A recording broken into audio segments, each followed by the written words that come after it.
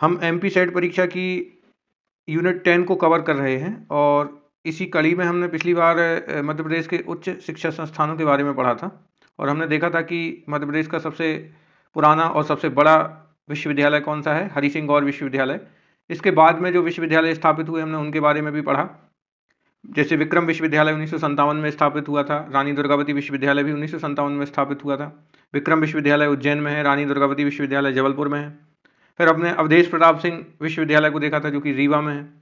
और इसी तरीके से हमने कई सारे जो विश्वविद्यालय हैं उनको कवर किया था। अपन ने ये भी डिस्कस किया था कि जो मध्य प्रदेश का सबसे पहला कृषि विश्वविद्यालय है वो जवाहरलाल नेहरू कृषि विश्वविद्यालय जबलपुर में है। तो मध्य प्रदेश के उच्च शिक्षा संस्थानों से जुड़े हुए प्रश्न एमपी सेट की परीक्षा में इस बार पूछे जा सकते हैं। जो प्रश्न पूछे गए हैं एमपी सेट में वो हमने डिस्कस किया था कि यूनिट 10 से कौन कौन से क्वेश्चन आए हैं। अब इस वीडियो के माध्यम से मेरा प्रयास ये है कि उच्च शिक्षा प्रणाली जो यूनिट 10 है उसके अधिक से अधिक टॉपिक्स को हम कवर कर लें। मैं प्रयास करूंगा कि इसी वीडियो के माध्यम से यूनिट 10 आपकी पूरी कवर हो जाए, लेकिन फिर भी यदि कुछ रह जाता है तो उसको एक अगली वीडियो में अपन कवर करेंगे। तो एक बार देख लेते हैं कि कौन कौन से टॉपिक इस यूनिट के अंतर्गत हैं। इसमें पहला टॉपिक है उच्च अधिगम संस्थाएं एवं प्राचीन भारत में शिक्षा प्रणाली। तो जो हायर एजुकेशन इंस्टीट्यूट्स हैं उनके बारे में पढ़ना है और प्राचीन भारत में शिक्षा प्रणाली किस प्रकार की थी, उसकी क्या क्या विशेषताएं थी और प्राचीन भारत के जो प्रमुख शैक्षणिक संस्थान हैं जैसे तक्षशिला है, नालंदा है, उसके बारे में आपको इसमें पढ़ना पड़ेगा। फिर स्वतंत्रता के बाद भारत में उच्च अधिगम और शोध का उद्भव। तो आपको पता है कि स्वतंत्रता के पहले भी अंग्रेजों के द्वारा कई सारे ऐसे प्रयास किए गए जिसके माध्यम से शिक्षा प्रणाली में कई सारे बदलाव किए गए और 1947 के बाद में जब भारत स्वतंत्र हुआ तो कई सारी कमेटियां बनी और उन कमेटियों की अनुशंसाओं के आधार पर मध्य प्रदेश की शिक्षा व्यवस्था में, भारत की शिक्षा व्यवस्था में बदलाव किए गए और शोध को बढ़ावा दिया गया। भारत में प्राच्य, पारंपरिक और गैर पारंपरिक अधिगम कार्यक्रम, तो ये भी अपन इसमें देखेंगे। व्यावसायिक, तकनीकी और कौशल आधारित शिक्षा, जैसे अभी आप देख रहे होंगे कि स्वयं पोर्टल आपका चलता है ना, दीक्षा पोर्टल आपका जो चलता है।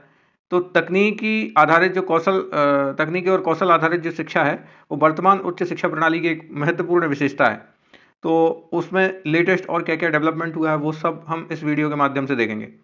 इसके अलावा मूल्य शिक्षा और पर्यावरण शिक्षा प्रणाली, जैसा कि आपको पता भी है कि प्राचीन भारत में न केवल व्यवहारिक विषयों जैसे व्याकरण, गणित, ज्योतिष, अर्थशास्त्र, कृषि, राजनीति, चिकित्सा, इसकी शिक्षा दी जाती थी। कला कौशल की शिक्षा भी दी जाती थी जिसमें तर्कशास्त्र, इतिहास, विधि वगैरह की पढ़ाई कराई जाती थी। इसके अलावा धार्मिक शिक्षा भी दी जाती थी जैसे वेद, उपनिषद और धर्मसूत्र। और सबसे महत्वपूर्ण जो विशेषता प्राचीनतम भारतीय शिक्षा प्रणाली की थी वो यह थी कि यह शिक्षा व्यवस्था जो थी वो पूरी तरह से मूल्य आधारित और नैतिक शिक्षा थी। तो अभी इसमें वर्तमान में भी जो प्राचीनतम भारतीय प्रणाली है उसको नवीनतम शिक्षा प्रणाली में शामिल किया गया है। और आपको पता भी है कि नई शिक्षा प्रणाली में एक अध्याय जो है वो प्राचीनतम भारतीय ज्ञान परंपरा का हर पाठ्यक्रम में शामिल किया गया है। तो आप देखिए मूल्य शिक्षा और पर्यावरण शिक्षा, ये भी इसका टॉपिक है, इससे भी क्वेश्चन बनते हैं।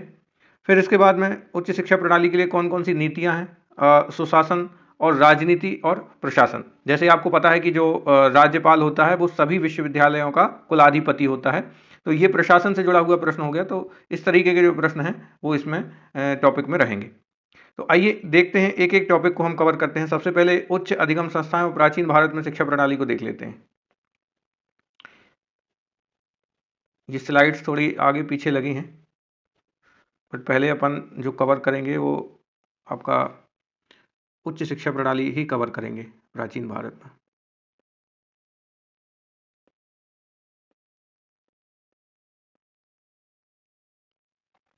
तो आपको पता है कि प्राचीन भारत में कई सारे इंस्टीट्यूट ऐसे थे जो बहुत ही फेमस इंस्टीट्यूट थे। जैसे आपने सबसे पहला जो नाम सुना होगा तक्षशिला का। तक्षशिला विश्व का सबसे प्राचीनतम विश्वविद्यालय माना जाता है और ये लगभग 700 ईस्वी पूर्व का है। ये अभी वर्तमान में रावलपिंडी पाकिस्तान में है। यहाँ पर चिकित्सा, धनुर्विद्या, राजनीति और विज्ञान की शिक्षा प्रदान करी जाती थी। यूनेस्को की विश्व धरोहर स्थल में इसको 1980 में शामिल किया गया है। और यहाँ से जो प्रसिद्ध छात्र निकले थे वो चाणक्य, पाणिनि, चरक, जीवक इत्यादि। तो इनके नाम आपको अच्छे से याद रखना है। तो ये सबसे महत्वपूर्ण विश्वविद्यालय था प्राचीन भारत का। और आधुनिक विश्वविद्यालयों के विपरीत यदि हम बात करें तो तक्षशिला वास्तव में एक संगठित विश्वविद्यालय या भवन नहीं था, बल्कि ये शिक्षकों के जो निजी आश्रम होते थे और उनकी जो पाठशालाएं होती थी उसका एक समूह था। और इसी कारण से यह, यदि हम इसको कहें तो ये एक प्रकार का गैर आवासीय शिक्षा केंद्र था, एक प्रकार का गैर आवासीय शिक्षा केंद्र था, जिसमें छात्र अपने गुरुओं के साथ में रहते थे। और अभी आप देख रहे हो कि एआई किस तरीके से शिक्षा प्रणाली पर हावी हो रहा है। और सिक्स गुरु परंपरा जो प्राचीन भारत से चली आ रही है उसमें कई सारे बदलाव हुए हैं, और जो संवाद स्थापित होना चाहिए गुरु और शिष्य के बीच में उसमें कमी देखी गई है, और गुरु शिष्य में दूरी बनती जा रही है, और उस दूरी को पाटने का जो कार्य है वो एआई के माध्यम से किया जा रहा है। तो अब आप देखिए, तक्षशिला विश्वविद्यालय जो है ये विश्व का सबसे प्राचीनतम विश्वविद्यालय है। दूसरा विश्वविद्यालय देखिए, नालंदा विश्वविद्यालय। नालंदा आपका बिहार में है, और इसकी स्थापना करी थी कुमारगुप्त प्रथम ने। ये महायान बौद्ध धर्म का ऑक्सफोर्ड कहा जाता है। प्रवेश परीक्षा द्वारपाल द्वारा ये बहुत कठिन हुआ करती थी, और इसके बारे में आपको ध्यान में रखना है कि बख्तियार खिलजी ने इसको नष्ट किया था, जला दिया था इसको, और ह्वेनसांग और इत्सिंग यहाँ पर आए थे। तो नालंदा विश्वविद्यालय के बारे में ये बात ध्यान रखनी है। उस समय पर नालंदा विश्वविद्यालय की जो परीक्षा होती थी वो इतनी कठिन होती थी कि केवल 10% छात्र ही इसे पास कर पाते थे। और आज के समय में आप देखिए शिक्षा व्यवस्था में, आप मतलब थोड़ी सी भी यदि आप तैयारी करके जाते हो तो 99% तक रिजल्ट आता है। 90 लिखा था मैंने, 99% तक रिजल्ट आता है। तो अब आप सोच सकते हैं कि शिक्षा प्रणाली में बहुत सारे सुधार की आवश्यकता है ना। और प्राचीनतम भारतीय शिक्षा प्रणाली बहुत उन्नत थी, और कठिन परीक्षाएं होती थी, और इसी के कारण जो योग्यता होती थी किसी भी व्यक्ति में वो बहुत अधिक होती थी। विक्रमशिला आप देखिए, विक्रमशिला विश्वविद्यालय ये बिहार में इसकी स्थापना करी गई। किसके द्वारा? धर्मपाल के द्वारा, पाल वंश के शासक। ये वज्रयान बौद्ध धर्म का केंद्र माना जाता है, और तिब्बत से मजबूत संबंध थे इसके। तो विक्रमशिला विश्वविद्यालय भी इम्पोर्टेंट था। यहाँ पर तंत्र विद्या के अध्ययन का एक प्रमुख केंद्र है, और ये आपको ध्यान में रखना है। और ये वज्रयान बौद्ध शाखा से बिलोंग करता है। तो ये विक्रमशिला कहाँ पर है? आपका बिहार में। अगला देखिए, बल्लभी। बल्लभी ये गुजरात में है। मैत्रक वंश के द्वारा ये स्थापित किया गया था बल्लभी, और उस समय पर यहाँ पर कई विषयों की शिक्षा दी जाती थी। ये हीनयान बौद्ध धर्म की शाखा से संबंधित है। तो आप ध्यान रखिएगा, नालंदा जो है वो महायान बौद्ध शाखा से, विक्रमशिला जो है वज्रयान बौद्ध धर्म से, जो कि तंत्र मंत्र के लिए एक प्रमुख केंद्र था विक्रमशिला विश्वविद्यालय में, और बल्लभी जो कि हीनयान बौद्ध धर्म की शाखा से संबंधित था। इसे नालंदा का प्रतिस्पर्धी भी माना जाता था बल्लभी को। बल्लभी में अर्थशास्त्र, नीति शास्त्र, कानून जैसे लौकिक विषयों की शिक्षा के लिए प्रसिद्ध था, और कभी कभी इसको विद्यापीठ भी कहते थे। तो ये भी एक इंपॉर्टेंट फैक्ट है, याद रखिएगा विद्यापीठ के नाम से किसे जाना जाता था। तो आपका आंसर आएगा विक्रमशिला, सॉरी बल्लभी। अगला देखिए, उदंतपुरी। उदंतपुरी, इसका मॉडल तिब्बत के समय मठ के आधार पर था, और ये विक्रमशिला से भी पुराना है। ये बिहार में था, और इसकी स्थापना जो है गोपाल ने की थी, जो कि पाल वंश का एक प्रमुख शासक था।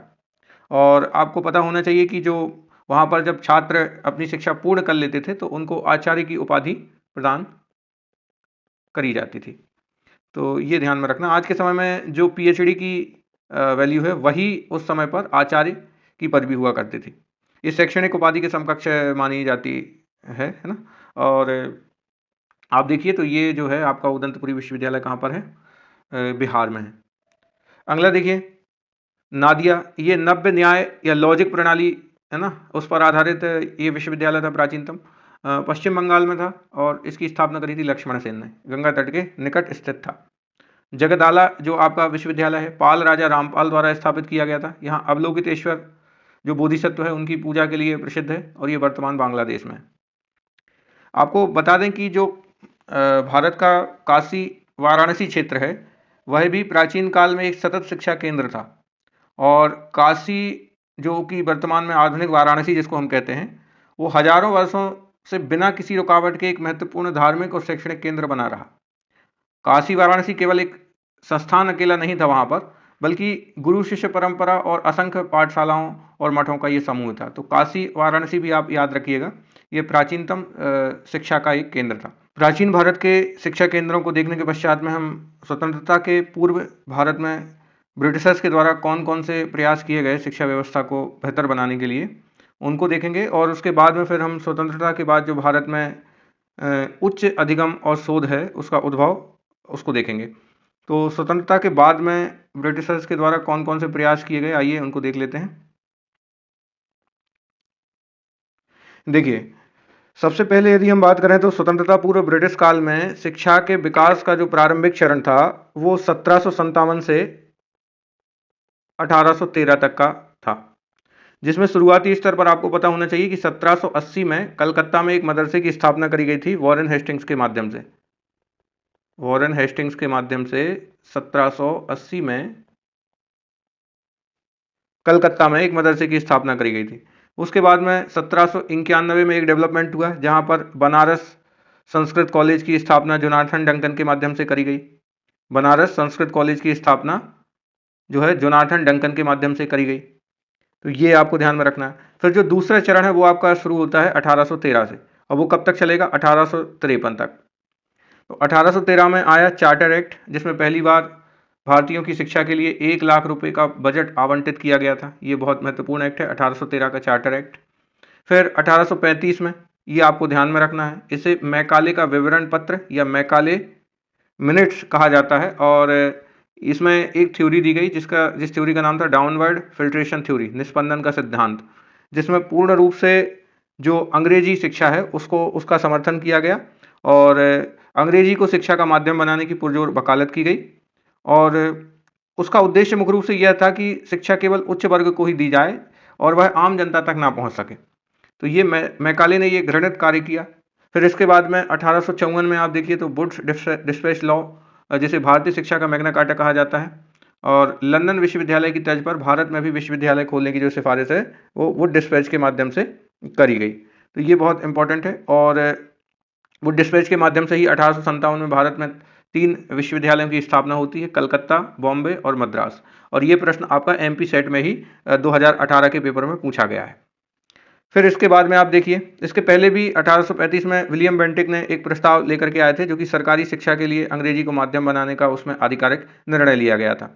तो ये चीज़ भी आपको ध्यान रखनी है। फिर 1882 में हम आते हैं। 1882 में हंटर आयोग, हंटर कमीशन बना। आपसे सीधा प्रश्न पूछ सकता है एग्जाम में कि हंटर कमीशन जो है वो किससे संबंधित है, तो आपका शिक्षा से संबंधित है।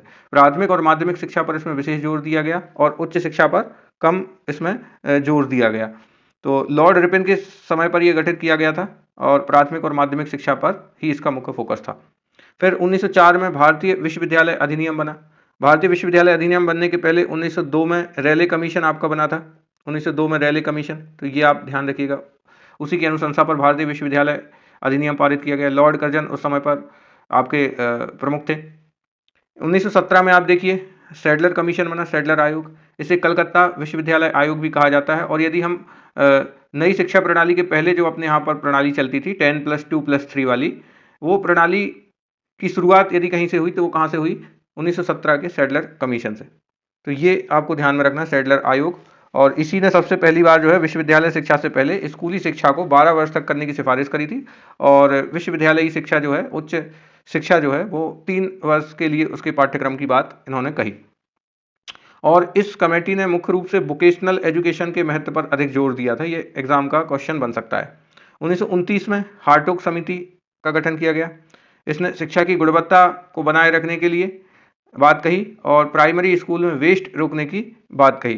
तो ये आपको ध्यान में रखना है। फिर 1937 में यहाँ पर एक छूटा है, 1937 में ध्यान रखिएगा, वर्धा शिक्षा योजना आई थी, वर्धा शिक्षा योजना। और ये जो है बहुत इंपॉर्टेंट हो जाती है क्योंकि ये महात्मा गांधी जी के द्वारा प्रस्तावित की गई थी, और मातृभाषा में शिक्षा और हस्तशिल्प पर आधारित जो शिक्षा देने का प्रस्ताव था वो इस वर्धा समिति या वर्धा शिक्षा योजना के अंतर्गत था। वर्धा स्कीम ध्यान रखिएगा। 1944 में सार्जेंट योजना आई, और ये सार्जेंट योजना 6 से 11 वर्ष के बच्चों के लिए निःशुल्क और अनिवार्य शिक्षा की पहली विस्तृत योजना है। अभी आप ध्यान रखिएगा कि 6 से 14 वर्ष के बच्चों को निःशुल्क और अनिवार्य शिक्षा देने का जो प्रावधान है वो मौलिक अधिकारों में भी किया गया है और आपका जो है डीपीएसपी में भी किया गया है। अब आप इसमें देखिए कि जो सार्जेंट योजना है उसमें 6 से 11 वर्ष के बच्चों के लिए निःशुल्क और अनिवार्य शिक्षा की बात कही गई थी, तो ये ध्यान रखिएगा। फिर स्वतंत्रता पश्चात यदि हम वर्तमान के जो उच्च अधिगमों की बात करें तो इसमें 1948 से 1949 तक राधाकृष्णन आयोग बना था, और इसके अध्यक्ष डॉक्टर एस राधाकृष्णन थे। इसे विश्वविद्यालय शिक्षा आयोग कहते हैं। यूजीसी की जो स्थापना हुई थी वो इसी की सिफारिश पर हुई थी। अब आप हमें बताइए कि यूजीसी की स्थापना जो है वो कब की गई। यूजीसी की जो स्थापना है वो कब की गई, तो वो 1956 में यूजीसी की स्थापना करी गई थी। लेकिन यदि हम बात कहें कि यूजीसी के गठन की जो घोषणा हुई थी वो पहले ही हो चुकी थी 28 दिसंबर 1953 को मौलाना अबुल कलाम आज़ाद के द्वारा जो है इसकी घोषणा कर दी गई थी 28 दिसंबर 1953 को। यूजीसी के गठन के लिए संसद में नवंबर 1956 में एक एक्ट पारित किया गया था जिसको हम क्या कहते हैं, यूजीसी एक्ट 1956 कहते हैं। इसका जो मुख्यालय है वो नई दिल्ली में है, ये भी क्वेश्चन आपका पूछा जा चुका है। इसके मुख्य उद्देश्य क्या है, विश्वविद्यालयी शिक्षा के जो मानक हैं उनमें समन्वय रखना और उनका डिटर्मिनेशन करना और उनका मेंटेनेंस करना। तो ये तीन चीज़ें आप ध्यान रखिएगा, समन्वय, निर्धारण और रखरखाव, यह यूजीसी का मेन उद्देश्य है। उसका जो आदर्श वाक्य है वो कभी एग्जाम में पूछा जा सकता है, तो ध्यान रखिएगा, ज्ञान विज्ञान विमुक्तये, ज्ञान विज्ञान विमुक्तये। फिर 1952-53 में आपका जो है मुदालियार आयोग बना। इसके अध्यक्ष थे डॉक्टर ए लक्ष्मण स्वामी और इसे माध्यमिक शिक्षा आयोग कहते हैं। इसने मल्टीपर्पज स्कूल खोलने का सुझाव दिया। फिर 1964-66 में कोठारी कमीशन बना। इसके अध्यक्ष थे दौलत सिंह कोठारी। शिक्षा का सबसे व्यापक आयोग, बहुत बड़े स्तर पर इसने रिकमेंडेशन दी और जीडीपी का 6% शिक्षा पर खर्च करने की जो का लक्ष्य जो है वो रखा गया। किस कमेटी की अनुशंसा पर, कोठारी कमीशन की अनुशंसा पर। 10+2+3 पैटर्न को औपचारिक रूप दिया। 1986 में एक इम्पॉर्टेंट कार्यक्रम शुरू हुआ था राजीव गांधी जी के काल में, जिसका नाम था ऑपरेशन ब्लैक बोर्ड।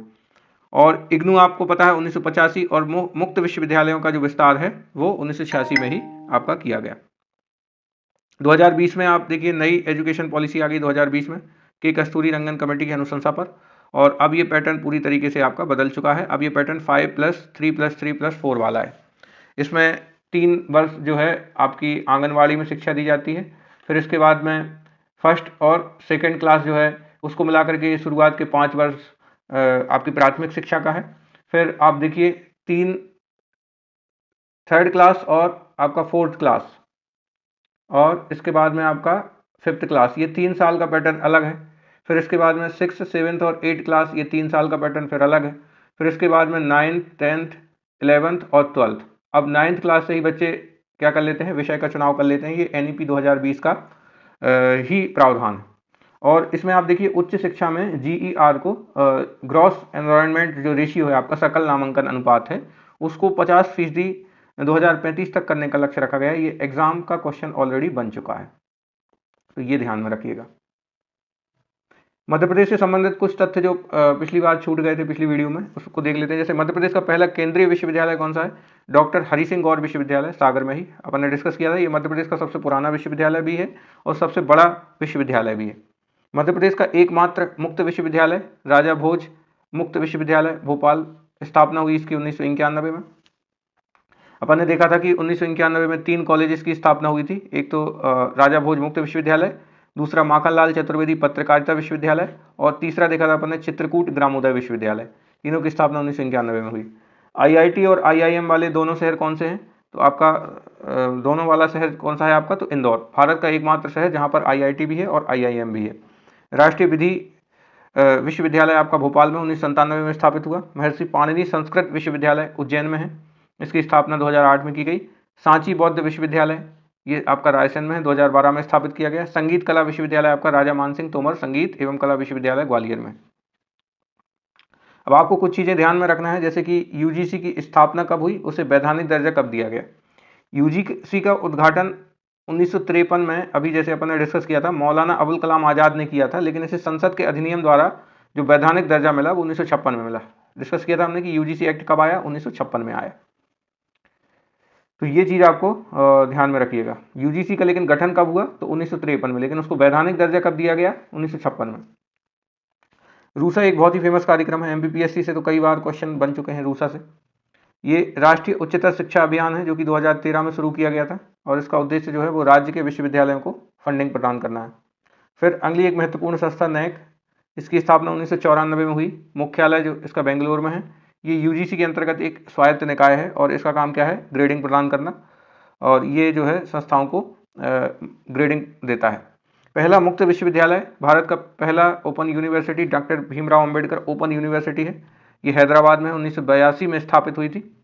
कई सारे लोग इग्नू को सोचते हैं, बट ये गलत है, इग्नू 1985 में बना है। डीम्ड टू बी यूनिवर्सिटी, इसकी घोषणा यूजीसी की सलाह पर केंद्र सरकार एमओई करती है, मिनिस्ट्री ऑफ, ना कि राज्य सरकार।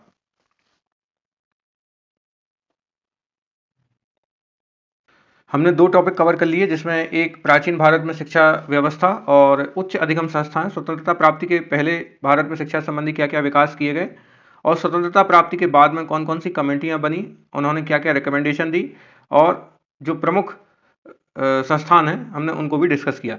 अब इसके बाद में हम इसमें देखते हैं कि कौन कौन से शिक्षा से संबंधित महत्वपूर्ण संशोधन हैं, महत्वपूर्ण अनुच्छेद हैं, उनके बारे में हम डिस्कस करेंगे। कौन कौन से ऐसे विनियम हैं जिनके बारे में एग्जाम में बार बार पूछा जाता है। तो आपको पता होना चाहिए कि आर्टिकल 21A जो है वो शिक्षा के अधिकार की बात करता है, राइट टू एजुकेशन की बात करता है, और 6 से 14 वर्ष तक के बच्चों को निःशुल्क और अनिवार्य शिक्षा देने की बात कहता है। आपको ये भी मालूम होना चाहिए कि डीपीएसपी में भी जो है बच्चों को निःशुल्क और अनिवार्य शिक्षा देने के लिए सरकार का कर्तव्य कहा गया है। 86वें संविधान संशोधन द्वारा 21A को जोड़ा गया, पहले ये इसका प्रावधान नहीं था। और कुछ वाद आपको ध्यान रख सकते हैं, जैसे उन्नी कृष्णन बनाम आंध्र प्रदेश वाद के माध्यम से ही इस शिक्षा के अधिकार को आर्टिकल 21A के तहत मौलिक अधिकारों में शामिल किया गया। ये संशोधन याद रखिएगा, 86वां संविधान संशोधन कब हुआ था? 2002 में। आर्टिकल 28, राज्य निधि से पूर्णतः पोषित शिक्षण संस्थानों में धार्मिक शिक्षा नहीं दी जाएगी, ये मौलिक अधिकार कहता है। अनुच्छेद 29(1), नागरिकों को अपनी भाषा, लिपि और संस्कृति को संरक्षित करने का अधिकार है, अल्पसंख्यकों के अधिकारों से संबंधित है। अनुच्छेद 30(1), धर्म या भाषा पर आधारित अल्पसंख्यकों को अपनी रुचि के शिक्षण संस्थान स्थापित करने और प्रशासन करने का अधिकार देता है। तो आर्टिकल 31 इससे इंपॉर्टेंट है। आर्टिकल 41, राज्य अपनी आर्थिक क्षमता के भीतर काम और शिक्षा पाने के अधिकार को सुनिश्चित करेगा। डीपीएसपी में शिक्षा संबंधी व्यवस्था आर्टिकल 41। आर्टिकल 45 ये बहुत इंपॉर्टेंट है, 6 वर्ष से कम आयु 0 से 6 वर्ष के बच्चों की देखरेख और शिक्षा, इसके लिए सरकार प्रयास करेगी। 2002 से पहले यह 6 से 14 वर्ष के लिए था, लेकिन अब ये 0 से 6 वर्ष के लिए है इसमें प्रावधान। आर्टिकल 46, SC/ST और समाज के कमजोर वर्गों के शैक्षणिक और आर्थिक हितों को बढ़ावा देना, ये सरकार का प्रमुख कर्तव्य रहेगा, डीपीएसपी में लिखा है। और अनुच्छेद 51A, जहां पर माता पिता या अभिभावक का यह कर्तव्य है कि वे 6 से 14 वर्ष के बच्चों को शिक्षा के अवसर प्रदान करें। तो डीपीएसपी में सरकार का कर्तव्य है कि वह बच्चों के लिए निःशुल्क और अनिवार्य शिक्षा देने के हर संभव प्रयास करें। और 51A में माता पिता और अभिभावक का कर्तव्य है कि वे 6 से 14 वर्ष के बच्चों को शिक्षा के समान अवसर उपलब्ध कराएं। आर्टिकल 350A, प्राथमिक स्तर पर मातृभाषा में शिक्षा की सुविधा प्रदान करना, और NEP 2020 के कारण ये बहुत महत्वपूर्ण आर्टिकल आपका हो जाता है, भाषाई प्रावधान किया गया है। आर्टिकल 351, हिंदी भाषा का विकास और प्रसार करना संघ का कर्तव्य है। फिर इसके बाद में आप देखिए एक 42वां संविधान संशोधन हुआ, बहुत इंपॉर्टेंट है, 1976। शिक्षा को राज्य सूची से हटा करके समवर्ती सूची में डाला गया। पहले शिक्षा जो है वो राज्य सूची का विषय था, लेकिन 1976 में शिक्षा को राज्य सूची से हटा करके समवर्ती सूची में शामिल किया गया। मतलब अब शिक्षा पर केंद्र भी और राज्य भी दोनों कानून बना सकते हैं। और आप देखिए कि राज्य स्तर पर जो भी उच्च शैक्षणिक संस्थान हैं उनके लिए राज्य सरकार अपने नियम बनाता है, और केंद्रीय स्तर के जो संस्थान हैं उनके लिए केंद्र नियम बनाता है। तो ये तभी पॉसिबल हो पाया जब शिक्षा को हमें किस में शामिल करना पड़ा? समवर्ती सूची में। और ये किसके माध्यम से किया गया? 42वें संविधान संशोधन के माध्यम से। 86वां संविधान संशोधन डिस्कस कर चुके हैं। 21A इसमें जोड़ा गया मौलिक अधिकार में, और आर्टिकल 45 की भाषा बदली, जिसमें 0 से 6 वर्ष के बच्चों के लिए देखभाल की जिम्मेदारी सरकार को दी गई, और आर्टिकल 51A भी जोड़ा गया, जिसमें 11वां मूल कर्तव्य शामिल किया गया। 93वां संविधान संशोधन 2005 में किया गया। निजी और गैर सहायता प्राप्त शिक्षण संस्थानों में भी OBC के लिए आरक्षण का प्रावधान जोड़ा गया 15(5). और 103वां संविधान संशोधन 2019 में, जिसमें सामान्य वर्ग के आर्थिक रूप से कमजोर छात्रों के लिए शिक्षण संस्थानों में 10% आरक्षण के साथ आप देखिए आर्टिकल 15(6) जुड़ा है। आपको पता होना चाहिए कि जो 7वीं अनुसूची है वो केंद्र राज्य संबंध से संबंधित है, और इसमें 3 सूचियां शामिल हैं, संघ सूची, राज्य सूची और समवर्ती सूची।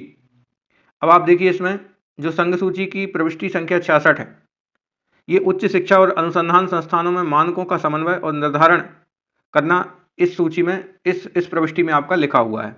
और इसी शक्ति के तहत यूजीसी की स्थापना हुई है। ये मोस्ट आईएमपी है। संघ सूची की 66वीं प्रविष्टि के माध्यम से उसकी शक्ति के तहत यूजीसी की स्थापना की गई है। संघ सूची की प्रविष्टियां 63, 64 और 65 ये राष्ट्रीय महत्व के संस्थान जैसे कि बीएचयू, एएमयू और दिल्ली विश्वविद्यालय वैज्ञानिक और तकनीकी संस्थान ये केंद्र के अधीन होंगे, है ना। तो ये संघ सूची की प्रविष्टि संख्या 63, 64 और 65 में उल्लिखित है। प्रविष्टि 25 क्या कहती है? ये समवर्ती सूची के अंतर्गत है। शिक्षा, तकनीकी शिक्षा, चिकित्सा शिक्षा और विश्वविद्यालय सहित, लेकिन प्रविष्टि 63 और 66 के अधीन रहते हुए। महत्वपूर्ण अधिनियम देख लेते हैं। जैसे यूजीसी का अधिनियम 1956 का है। इसकी धारा 2F जो है विश्वविद्यालय की परिभाषा बताती है, और धारा 12 भी अनुदान पाने की योग्यता, ये सबसे महत्वपूर्ण धारा है, याद रखिएगा। 2F जो है वो विश्वविद्यालय की परिभाषा को बताती है, और जो 12B है वो अनुदान पाने की योग्यता के विषय में।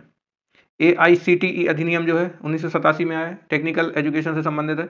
इंजीनियरिंग, मैनेजमेंट और फार्मेसी के विनियमन के लिए एक वैधानिक निकाय है AICTE। NCTE अधिनियम 1993 में आया, और बीएड और डीएड के मानकों के लिए था। ये 1995 में अस्तित्व में आया है। राइट टू एजुकेशन, 86वें संविधान संशोधन 2002 के माध्यम से हमने शिक्षा के अधिकार को शामिल किया।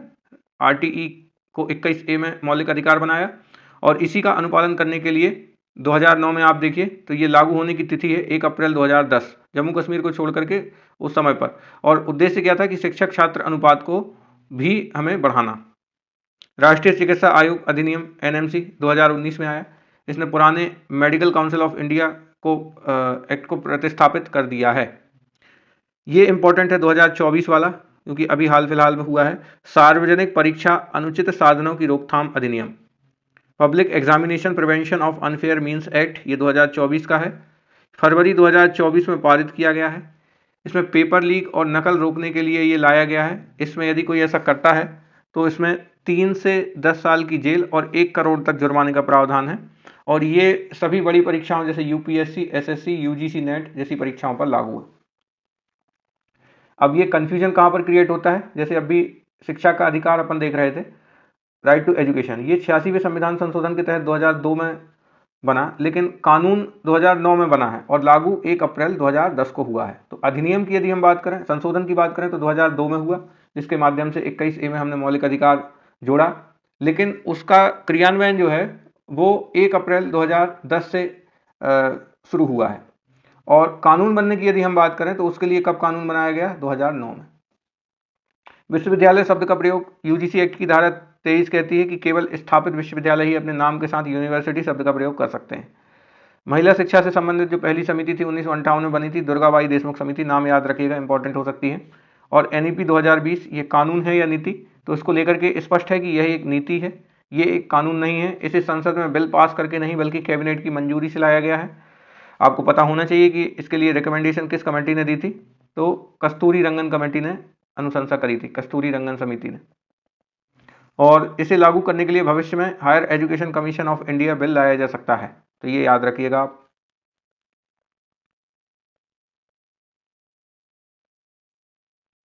कुछ आयोगों के ऊपर चर्चा कर लेते हैं जिन्होंने भारत में मूल्य शिक्षा को बढ़ाने के लिए प्रयास किए। और आपको पता होना चाहिए कि 10वीं यूनिट में ही सुशासन का टॉपिक भी दिया है। तो सुशासन कैसे किया जा सकेगा शिक्षा प्रणाली में? तो उसके लिए हमें मूल्य आधारित शिक्षा जो है वो प्रदान करनी पड़ेगी। राधाकृष्णन आयोग 1948-49 में बना, और शिक्षा में आध्यात्मिक प्रशिक्षण देने की इन्होंने सिफारिश करी थी। जैसे कॉलेज शुरू होने से पहले कुछ मिनट का मौन या साइलेंट मेडिटेशन रखने का सुझाव किस कमीशन के माध्यम से दिया गया? राधाकृष्णन कमीशन। प्रकाश समिति 1959, श्री प्रकाश, ये सबसे महत्वपूर्ण, विशेष रूप से धार्मिक और नैतिक शिक्षा पर गठित पहली समिति थी। इसने कहा कि घर ही मूल्यों का पहला स्कूल है। और आपको पता ही है कि कोई भी बच्चा जो है मूल्यों को सबसे पहले कहाँ पर सीखता है? वो सबसे पहले अपने घर में सीखता है, उसके बाद में फिर जो दूसरे स्तर पर वो जाता है तो स्कूलों में मूल्य का विकास होता है, फिर समाज के माध्यम से मूल्यों को सीखता है। तो ये आप ध्यान रखिएगा। प्रकाश समिति ने कहा कि जो नैतिक शिक्षा है और धार्मिक शिक्षा वो कहाँ से सीखा जाएगा? सबसे पहले आपके घर से ही। कोठारी आयोग 1964-66 में स्थापित किया गया था। DS कोठारी शिक्षा का आधुनिकीकरण करते हुए सामाजिक, नैतिक और आध्यात्मिक मूल्यों पर जोर दिया। समाज सेवा को शिक्षा का अंग बनाने को इन्होंने कहा। फिर ईश्वर भाई पटेल समिति 1977 में।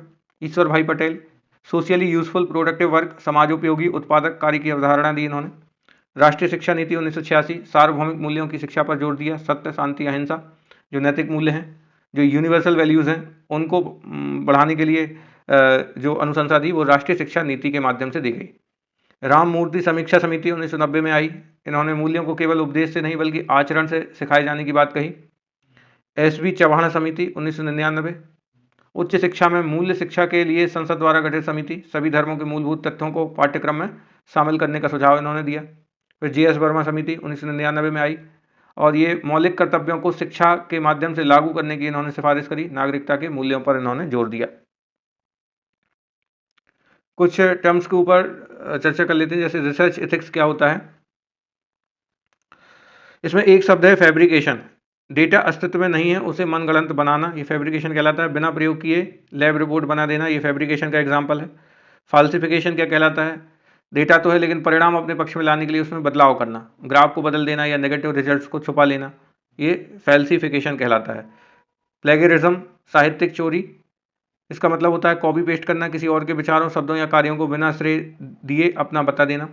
यूजीसी अकादमिक अखंडता विनियम 2018, ये क्या कहता है, ये कहता है कि इसमें साहित्यिक चोरी के 4 स्तर होते हैं और उसमें अलग अलग स्तरों के लिए जो है दंड का प्रावधान किया गया है, ये आप ध्यान रखिएगा। मूल्यों के जो प्रकार हैं एनसीईआरटी और संविधान के अनुसार, संवैधानिक मूल्य कौन कौन से हैं, लोकतंत्र, समाजवाद, धर्मनिरपेक्षता, न्याय, स्वतंत्रता, समता, बंधुत्व, भारत के संविधान की प्रस्तावना में उल्लिखित हैं। और सार्वभौमिक मूल्य कौन से हैं, जो कि नैतिकता पर आधारित है, सत्य, अहिंसा, अस्तेय, अपरिग्रह, ब्रह्मचर्य, है ना, ये ध्यान रखिएगा। पर्यावरणीय मूल्य, प्रकृति प्रेम, संरक्षण और सतत विकास। यूनिट 9 में हम पढ़ेंगे पर्यावरणीय मूल्यों के बारे में। पंचकोश विकास, ये नई पहल है। 2020 में तैत्तिरीय उपनिषद के आधार पर व्यक्तित्व के 5 स्तरों के विकास की बात कही गई है, अन्नमय, प्राणमय, मनोमय, विज्ञानमय और आनंदमय। तो एनईपी 2020 के लिए मैं अलग से वीडियो बनाऊंगा, उसमें हम इसको डिस्कस करेंगे। मूल्य प्रवाह 2.0, यूजीसी द्वारा जारी गाइडलाइन 2023-24, इसका उद्देश्य उच्च शिक्षण संस्थानों में नैतिकता और मानवीय मूल्यों को शामिल करना है। और आपको मैंने अभी बताया कि भारतीय ज्ञान प्रणाली के तहत छात्रों को अपनी जड़ों से जोड़ने और नैतिक विकास के लिए पाठ्यक्रम का अनिवार्य हिस्सा बनाया गया है।